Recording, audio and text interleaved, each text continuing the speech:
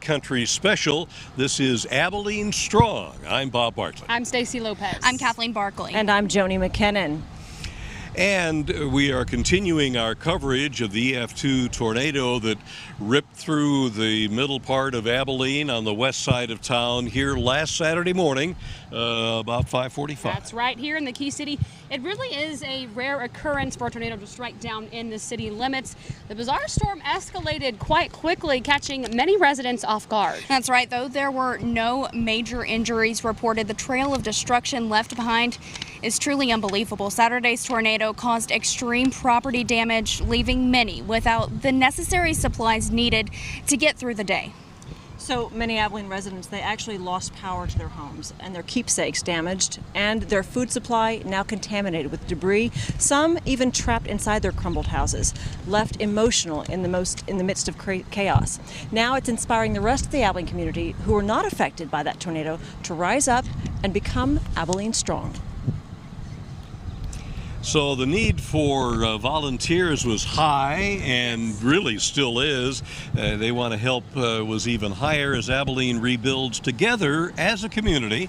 The recovery efforts are still in progress, as you can see around us. Volunteers still contributing. The contributions from the community varied, including volunteers picking up debris like they're doing right now still, boarding up windows and tarping houses. Volunteers were called to use their people skills to pass out donated food, water. Many act as moral support during this time. So many even used their own computer skills just to help those families through this insurance process and the side of this natural disaster. And there are even more that are working behind those scenes. Our reporter Jessica Rank is going to take a closer look at those individuals. This past week, we've heard stories of people helping people, and Wednesday was no different. My heart kind of hurt a little bit because I'm thinking, wow, these people are going to be having to rebuild. But for Angela Lewis, that rebuilding came in a different form. No gloves or tools, just her and her way with words. I think probably the people that are overrun are the ones out here doing really hard stuff. But people like me, yes, I did have something to offer.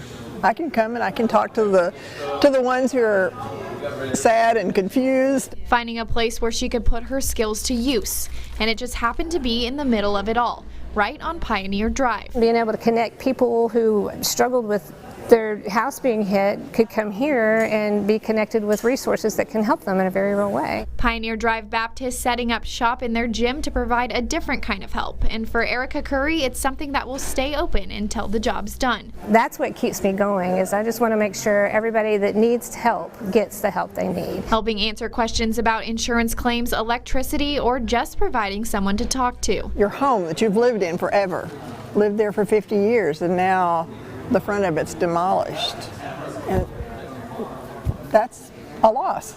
And so coming in, just talking to you, talking to her, is just like therapeutic. There you go, therapeutic. Thank you, Jessica. The Resource and Recovery Center, it's in the Pioneer Drive Baptist Church gym, and it will be open on Friday from 8 a.m. to 5 p.m. All right, well, continuing the efforts on how to give back, joining us now with the latest, Dr. Kathy Ashby, CEO of United Way of Abilene. Thanks for joining us out here today. Thank you for doing this. I think a lot of education is getting out to the families in the community. So thanks. Absolutely, and of course we really need that. And you know, we're talking a lot about this fundraising. So tell us where this money's going. Remind our viewers where their donation goes. They can give it at AbileneRelief.org. The money will go to one of two places. It'll go to organizations in town like Boots on the Ground or the Red Cross that have already incurred expenses, and they will have future expenses. And then a large portion of it will go to the families who've been impacted in this neighborhood. So important that they must receive an assessment, as you said, at Pioneer Drive Baptist Church from the Red Cross. That's the first. That opens the door to funding. So if impacted families have not quite done that yet, we need them to come down to Pioneer Drive tomorrow and do that. Okay, so Dr. Ashby, you know, the original number was 130 homes, and that number continues to change. You and the Community Foundation partnering together, and you've each taken a piece of this puzzle. Now the United Way really here spearheading the disaster relief efforts and what goes on even after that. So tell us about these homes. Well, sure. We are moving right now from the rescue, which is the immediate safety needs, to long-term relief and recovery. And so we still need to make sure that we have all the homes, but we will soon be moving into that stage. And so it's a little bit different. There are other volunteers who are coming in to do that, but that will be the actual fixing the homes and getting them, our community, into better shape than it was before. And so that's the next phase. I'm anticipating it could go through the end of the year and maybe into early 2020 before that's completed, maybe longer. You know, we are learning also, and some people have been out of town, and there's other folks who haven't reported, so the number's changing all the time, but we've been overwhelmed by the city and the volunteers and hundreds and hundreds and hundreds of individuals and groups, neighbors wanting to help neighbors. So we are better together. We are better together. You know, like you said, the numbers continue to change, and you said you're going to stick with these individuals until the job's done. Right. Absolutely. We want complete restoration and even homes and neighborhoods that are better than they were before. Absolutely. So when we talk about the Abilene relief.org, this money is going to go back to these individuals, but they are the ones that have to go through and have the assessments done. Right. That's so important. And it's just good if they have been isolated or maybe in some level of shock. Now's the time to get out and start visiting with your neighbors, and that's a part of recovery process for you, not to be isolated and come out and receive help. Absolutely. And we've seen the statistics that came out today of the number of people that were in these homes that were elderly or disabled or have small children. So, I mean, what does that say about the importance of giving to the people that were hit by this tornado? Right. Our preliminary information is that about half of the homeowners don't have insurance. Half of them, and it's not the same half, but the half of them are elderly, and about 38% have children under the age of 10. And so we will certainly want to direct our resources to those folks. All right, certainly heartbreaking for them, but so glad and so grateful for your foundation, for the Community Foundation, the United Way, partnering together. Just like our sister stations, we are partnering together. We're going to make Abilene even stronger. Thank you, Dr. Ashby. Thank you. All right, let's send it over to Bob and Stacy. Okay, Kathleen, Joni, thank you very much. And Kathy Ashby with United Way and Community Foundation of Abilene, all of us working together. And of course, we're not alone. Churches and civic groups of all kinds, and just individuals and families, all coming out here to help clean up for people that they don't even know. And as KTAB's Claire Kreitz explains, they didn't do it alone. Fear, devastation, I could just see the whole house blowing away, you know. and relief. So thank God that it didn't.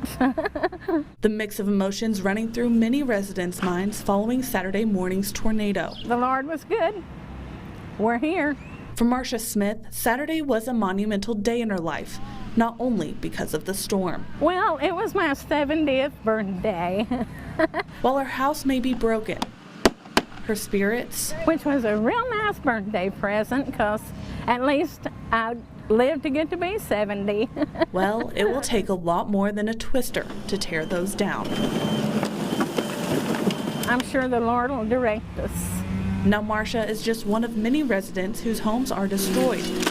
But as it's been proven time and time again, Abilene has always been resilient. when bad things happen, the community steps up. If it was us, we would love it if someone came and helped us. So we just want to, take care of our neighbors and take care of the community of Abilene. At least 500 people lending a hand to friends, neighbors, and strangers alike. I think it's very important that people have each other's back, they help each other out, just be there for each other, be a community, and build onto that. Showing we are Abilene strong. I call them angels. It's amazing. Thank you. Thank you. All right, thanks, Claire. Now, Saturday's tornado also destroyed something special for the Kaiser family over on Don Juan Street. They created their one-of-a-kind garden 30 years ago, but this weekend, that storm may have changed its landscape. It sure did. All right. So KRBC's Catherine Garcia actually has more details on that. Kathleen, this sculpture behind me is built by Jerry Kaiser, and I am at his family's home right now. This entire garden, this magical garden, is wrapped by a custom-built fence that Jerry built himself, completely out of iron. And as you can see, there is some temporary metal fencing around the entire property. His daughter now owns this property. She's owned it for about a year now, and only 2 days ago, a tornado swept through Don Juan Street and took over this garden. And Jerry says while there is obviously damage to this magical garden, he says the community support has been overwhelming. You know, because here you are in the middle of a disaster. I mean, you've lost so much, and you know, and you look around at what everybody's lost, and then all of a sudden you fire up a chainsaw and you start, you know, clearing debris, and next thing you know, there's 200 or 300 people walking up and down the streets looking for something to do, and then they just start helping you remove material. So, yeah, I mean, Abilene has really stepped up. And the Kaiser family says they do intend to rebuild. Reporting in South Abilene, Catherine Garcia, KRBC, Abilene's local news. All right, thank you, Catherine, for that story. A lot of people have lost a lot of things in this tornado, but they haven't lost hope. And you know, it really isn't even just homes that have been affected by this, Bob. It wasn't. Saturday morning, a lot of people had to scramble into action. Right. And one of the most unique stories is about a nursing facility, which is right near, actually got hit by some of the high wind. And KTAB's Claire Kreitz has spent the last few days finding out how these people were able to do what they did in a short amount of time. It's an amazing story. Claire, what do you got for us? Well, this is the first time we are hearing this story this evening. 5 to 7 nurses moving 62 residents from Willow Springs Health and Rehab Center to take shelter into those hallways from Saturday morning's tornado. Now I'm joined by people from Willow Springs, Chelsea, Kelly, and Evelyn. Now tell me what that morning was like. It was pretty hectic, but real under control. We do disaster planning all year long, and our residents and our employees knew exactly what to do. They got in there and got the job done and took care of our residents. Now this was a change of shift for you guys, so did that help? Did it make it worse? What? We actually had extra hands on deck, and everybody worked as a team. It wasn't, I need to do this, I need to do that. It was all we. We worked as a team to get things done. And so now, where are your residents? What kind of damage did you guys sustain? Well, before I say that, the thing is that was so impressive to me is that the community, there were people coming from all of these houses everywhere. They were just bombarding our nursing home just to help us and help the people, and just the things that they were bringing and just the smiles and everything just to try to help them was just unbelievable. It was surreal. That is awesome. Now, damage-wise, I know this area got a lot of it. What about you guys? Our main damage, we had mostly structural damage in the dietary department. We had windows broken out. The front door is unstable right now, and just basically glass damage and some structural damage. And so now, where are your residents? Our residents are at a facility here in town. They're at Coronado. Everybody come together and helped us in a time of need, and in a very much needed time. What are those next steps for you guys? So the next steps that we have is this. Everyone has worked with us so fast and so well that we are going to be able to get back into our building with our people by probably this next Tuesday. And what we need now is for some of those volunteers to come back and smile and just help us get our people back and get to their homes, and they're excited to do that. And what are your residents going through? I know that must have been a scary time for them. It is really stressful for them. Whenever the storm came up the next day with the winds and stuff, they were making sure that we were listening to the radio and watching the TVs and making sure that they are okay. The wind sound is really taking a toll on them, but we have people there. We have our social worker and extra help visiting and talking with our residents and our staff. To we take care of that it. need. We appreciate everything this community has done for us. I tell you, it's amazing. It's amazing, and we appreciate it. And they're not done yet. Like you said, Tuesday and Wednesday, remind everybody what you need again. We just need some faces and some hands and some help to get our people back in their rooms and get them home. They just want to be home. All right, awesome, guys. Thank you so much for being here and telling your story. It's pretty incredible. Yeah, we just want to thank the city of Abilene. Yep. they're our home. First responders, y'all are awesome, and everybody. All right, thank you guys so much. All right, we will toss it over to Dylan, see what he has more with weather. That's right, Claire. A lot of people ask me this time of year especially, hey, why do we see severe weather and why is May usually one of the busiest months? Well, there's a lot of different things that go into our severe weather threats day to day and week to week. And May just happens to be one of those transition months where everything lines up for typically some severe weather. So we're pretty humid already. You've felt it outside the last couple of days, couple of weeks even. That helps set up a dry line out to our west. That dry line really helps kick off a lot of our severe weather. That in our transitionary period means we usually see some kind of cold front throughout the month. That also helps trigger some kind of severe weather. That is also paired with the jet stream up above us. That actually drops a little bit further south. That helps bring a lot more energy into the atmosphere as well. Temperatures warming up. We're hitting that warming period, that transitionary period heading into summertime. Now, a lot of people also ask, well, when is our severe weather season? It goes anywhere from March all the way till late June. So yes, May is usually our busiest month, to quote the National Weather Service. May is actually, for Texas, one of the deadliest months when it comes to any kind of severe weather, followed by flash flooding. Tornadoes are the second deadliest thing here in Texas, and thankfully none of the tornadoes we saw on Saturday or Monday for that matter caused any loss of life, but definitely lots of property damage. That is something we always are thankful for whenever we do see that kind of severe weather here in the area.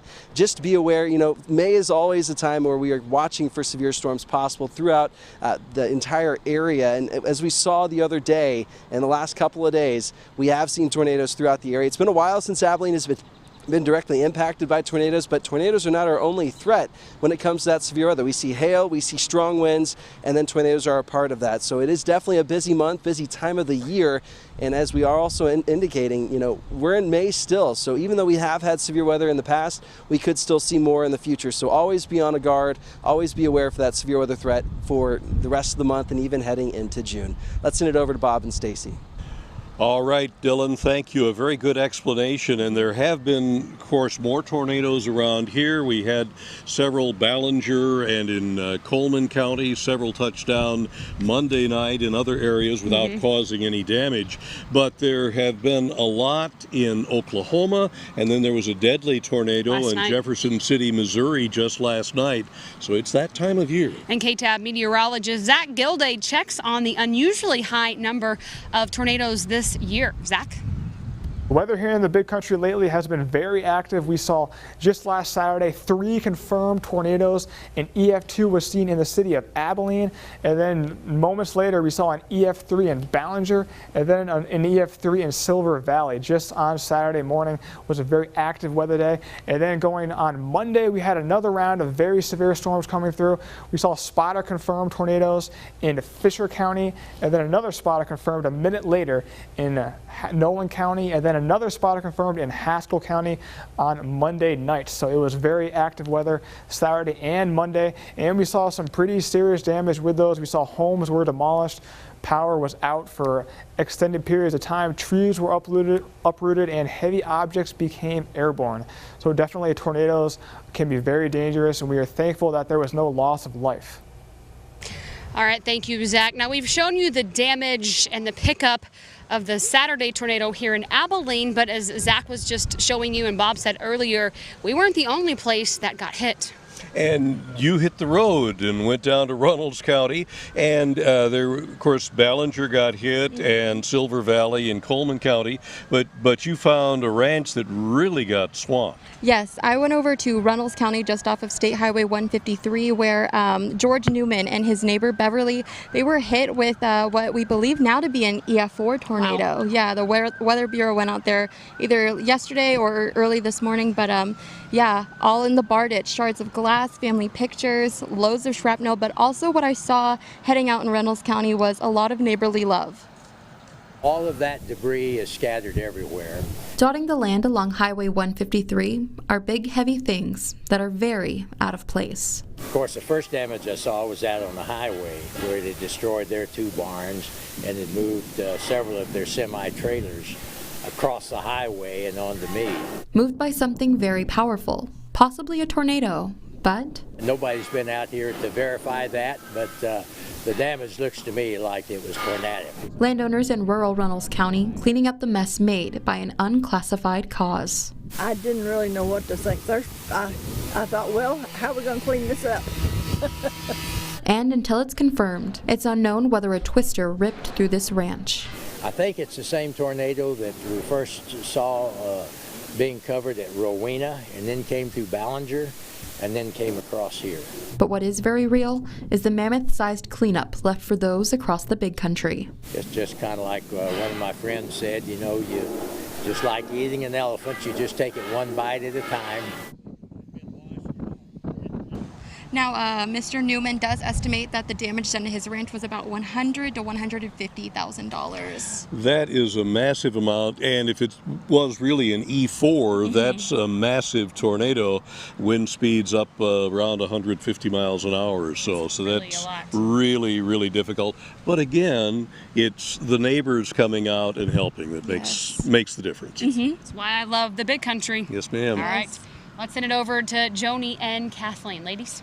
All right, thanks, Bob and Stacy. We're continuing our coverage right now. The city of Abilene hoping to provide some comfort to those who have had to leave their homes unattended. That's right. So the City Council of Abilene voting on a curfew at an emergency City Council meeting on Sunday morning.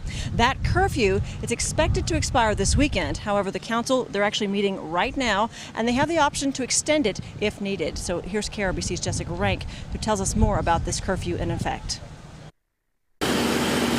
Dozens living on the south side of Abilene now left to pick up the pieces. 4 major areas affected, and now City Council is doing something to make sure what's left of their home stays in their home.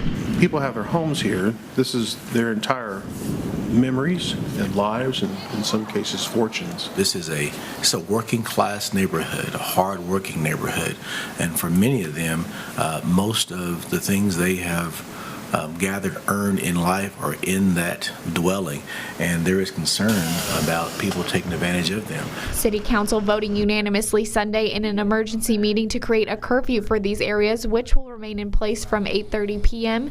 to 6:30 a.m., giving police permission to stop any citizens in these areas after hours. We think that this measure will prove a needed tool for APD and hopefully provide some comfort to those whose houses have been destroyed. The spots are split up into 4 separate curfew areas, the first between Fairmont Street and Waldemar Street, the second extending from South Bowie to Don Juan Street, the third from Lexington to Oxford, and the fourth from South 5th to South 1st, extending from Sunset to Mockingbird. This is one of the things that I think we can do to help protect the goods of the people that live in that community and their property while they may not be present because they cannot live in their house. The curfews will be in place for the next 7 days. All right, we actually have breaking news that's just in from the City Council. They are going to allow that curfew to expire on Sunday. However, you know, Abilene Police and the city wanting to remind everyone to continue to be aware of the surroundings and not to be in the neighborhood if it's not necessary. Absolutely. Now let's send it over to our Telemundo team. Gina and Christina. Kathleen and Joni, thank you. I'm Gina Ewing, anchor of Telemundo Abilene. And I'm Christina Garcia, and I'm also with Telemundo Abilene. Now, we are so proud to come together and be a part of this great cause. Now, remember, it's AbileneRelief.org to make your donations. Thank you, Christina. That's correct. And this disaster, as we continue to mention, has shown the true heart of Abilene. And social media is one outlet where people are showing their support. Here is what you're saying. Okay, here we have Southern Hospitality helping your neighbor. It's sad to see the damage, but refreshing to see people come together. Texas is the greatest place in the world to live, and I agree 100%. Right, who wouldn't? Second one I worked hard all day yesterday. It was truly a pleasure working alongside many people. I feel blessed to have seen how it all came together. And this one came from one of our Telemundo viewers. She says, I hope there are no victims. You can replace material things, but not a life. May God care for us all.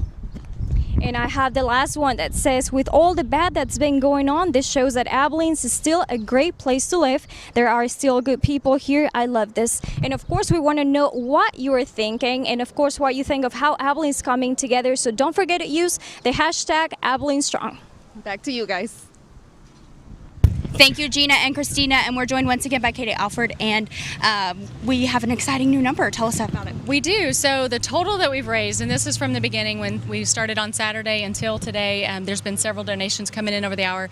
Between that, the match, and an anonymous donations, we now have $157,000. Wow. Great to hear that. Thank we you, appreciate everyone getting that message out for sure. And of course, you can still give. And I know, Kathy, you wanted to mention something really quick about some police officers. Yes. If you live in one of the homes that has been impacted by the tornado, Abilene Police Department that are on patrol in that neighborhood have gift cards over the weekend. We're kind of worried about our offices being shut of the holidays, so they have gift cards for food to HEB United and Walmart if they need clothes. And so contact your Abilene's Finest if you live in that neighborhood.